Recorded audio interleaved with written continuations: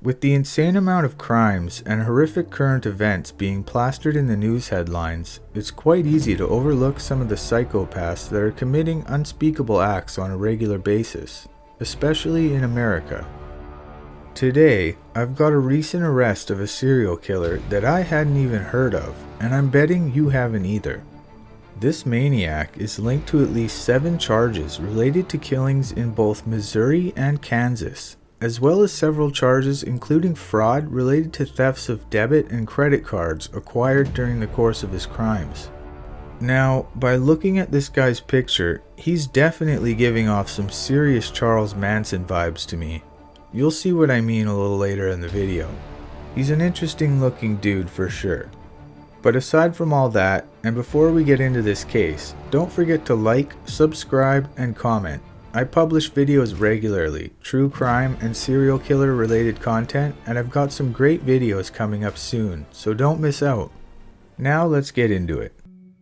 This horrific story begins in St. Louis, where police say the suspect shot an unarmed man multiple times in the chest on September 12, 2021. The man would survive, but would be left permanently disabled as a result of the attack. The very next day, it's alleged that he shot and killed his first victim, who would turn out to be the youngest, 16-year-old Marnay Haynes. The teen who had been reported missing as a runaway was found laying in the street a short time later and was pronounced dead at the scene. Soon after, a second victim would be shot and killed, and based on the ballistics from the bullet recovered, it would be shown to be the same gun used in the previous attack.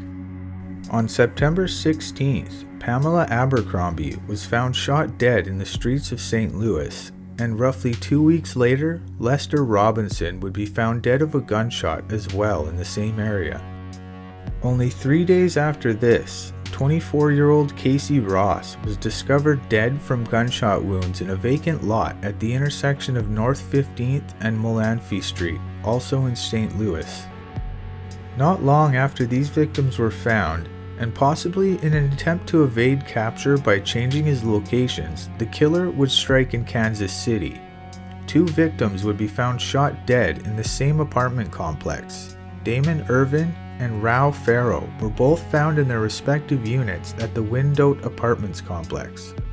This incident would prove to be the undoing of his spree of killings, as police would search the phone networks to look for a cell phone number that was used at the crime scenes, and they are said to have found a number associated to one Perez Reed, which they then tracked to an Amtrak ticket he had purchased.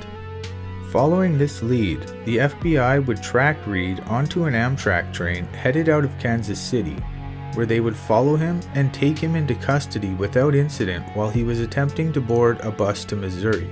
And from here, the evidence against him would begin to pile up.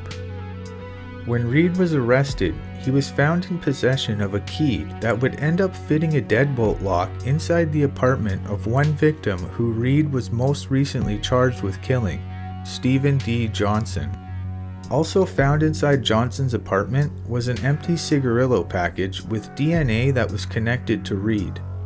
The gun that Reed was carrying when he was taken into custody is also reported to have matching ballistics to not only Johnson's killing, but several of the other murders as well.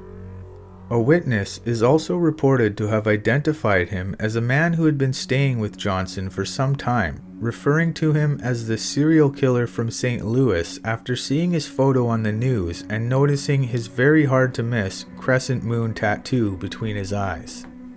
Reed was being held on a $2 million bail in St. Louis up until the time he was officially charged with the killings. In December, Reed's public defender would enter a not guilty plea at a court hearing related to several of the murders. It will be interesting to see what sort of defense is posited in court, and this is a case I'll have to be keeping an eye on. Do you think a mental health defense could lead to a lighter sentence or even a not guilty verdict? I think the chances are slim, but we'll have to wait and see. Let me know what you think of this case in the comments, and don't forget to like and subscribe. Until next time, stay safe out there.